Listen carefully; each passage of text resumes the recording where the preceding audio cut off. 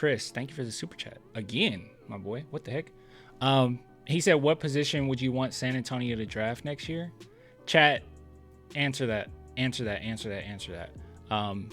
if this is a video later on, answer it in the comments. So looking at this roster, all right. So I just brought up the roster here.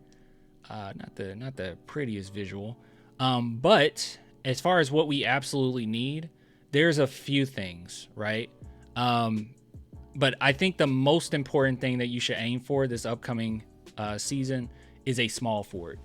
It feels like we're kind of still in the boat that we were back in the day when, we were trying to force Richard Jefferson into being the position that we need. Well, he was that position, but being the type of player that we need at that position. But we're pretty thin at small forward, right? Harrison Barnes is great, but obviously he won't be with the team forever, right? He's not part of the main group that's going to be here years down the line when everyone's in their prime and all that. That probably won't happen. But he's a really great placeholder. He's a good, he's a good player to kind of scout out what we need. But small forward is definitely that. So huge upgrade this season, but it's only temporary. And I think the Spurs know that. They're like, hey, we need a small forward. This is a veteran guy that'll help the young guys. And it'll just be kind of a placeholder for now. So you definitely need a small forward. I think that's top of the list. A lot of people will start off with you need a backup center. I think you need a small forward. I think you need a small forward undoubtedly. So get you a small forward, and I also think that we need a shooter. So that's not a surprise, right? Not to say that we're trash or anything. I think Malachi is a suitable shooter at this point, for what you need for what you're using him for. I think he can be so much more, and I think that he would actually hit his peak not with the Spurs. All right, so he might legitimately end up being one of those players that if he leaves the Spurs and he's successful somewhere else, fans will be like, oh my goodness, we let him go. But I do think that for what he is, he's pretty much a 3-level scorer. Great in the pick and roll. He was in college. So I think we can't use him in that way though, right? Like when you have Chris Paul, when you have Steph Castle, when you have Wemby bringing the ball down the court quite often, Trey Jones, you just don't have a lot of room for Malachi to be like a on-ball, type player. So they've used him more of a shooter, but I personally don't think that's necessarily is. He's a fine shooter, but I don't think that that's what he is. Julian Champagnie is totally fine. He's gonna only be better when you're actually able to have him come off the bench, when everyone's healthy or whatnot. So he's fine. He's kind of closer to what we would need. And then who else? Who else is shooting okay? I think Zach Collins is shooting fine. I know we talk about him a lot, but he's not taking that many. But I think his percentage is good.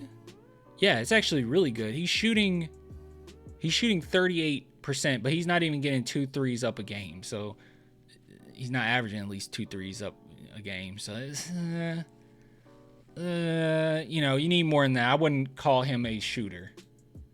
I would not call him a shooter. Any stretch of the imagination. Mamu is awesome, but you need somebody that's more than likely in that shooting guard, small forward position that can actually score the basketball. I think that's probably the second most important.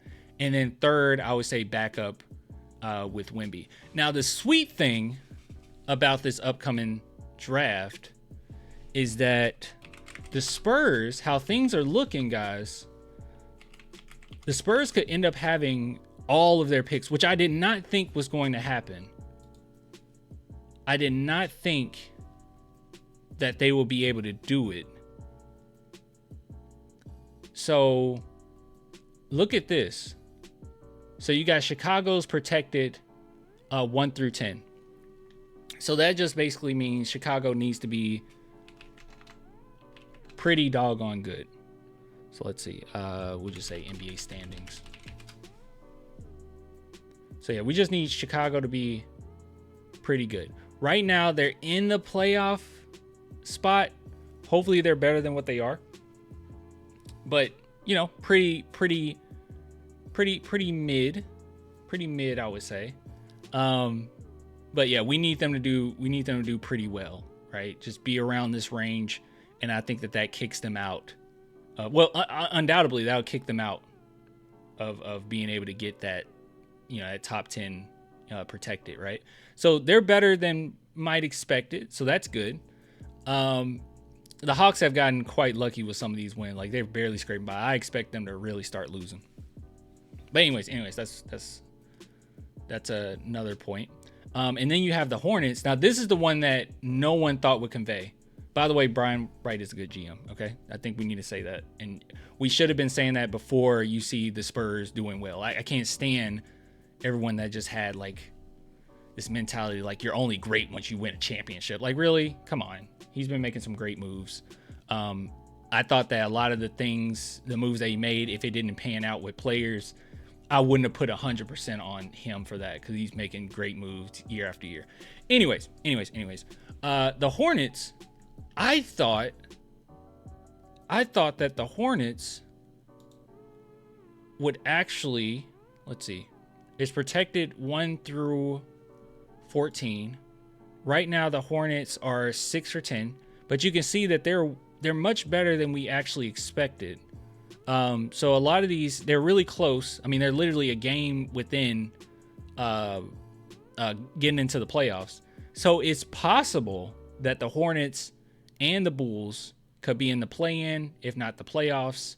And if they were to do that, then yeah, dude, we have a great shot of actually getting at least one of their picks.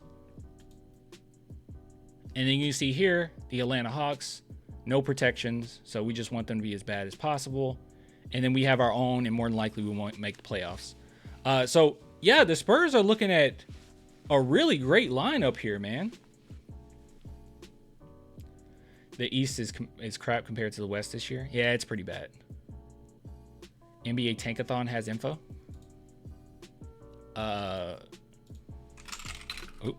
I just knocked down my little Senetsu. Okay, it does. Let's see. Tankathon. I don't even know what I'm supposed to look up with this. NBA draft. Like lottery simulator type deal.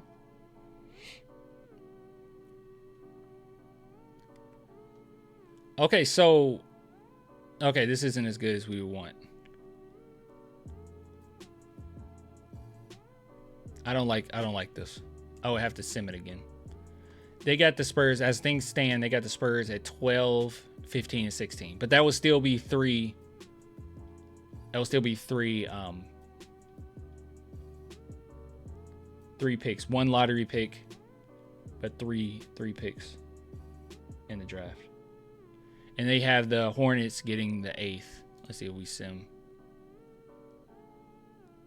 It doesn't change.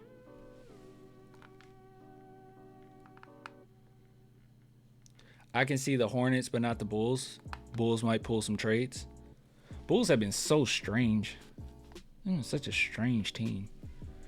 But yeah, anyways, just keep it on the radar. All right, those are the teams that we're paying attention to right now, right? We're paying attention to the Hornets. We're paying attention to the Chicago Bulls.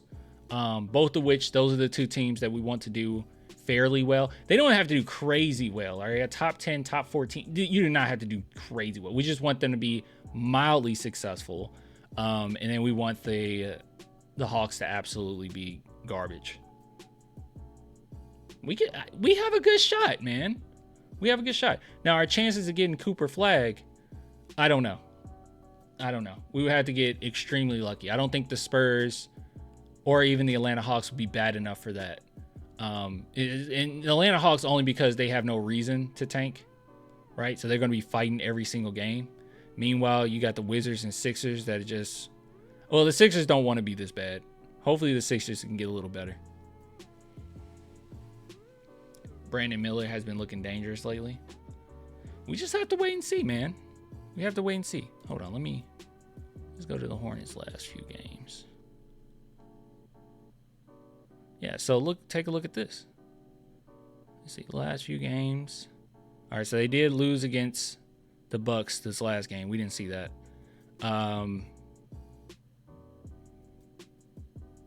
Okay, they've been pretty mid. I'll admit they've been pretty mid. But I paid attention to a few of their games, and they look much better than I expected them to look. So, anyways, we could. It's a possibility. All right. Yes. Hang our hats on at least getting 3. I think the Spurs could very well get 3.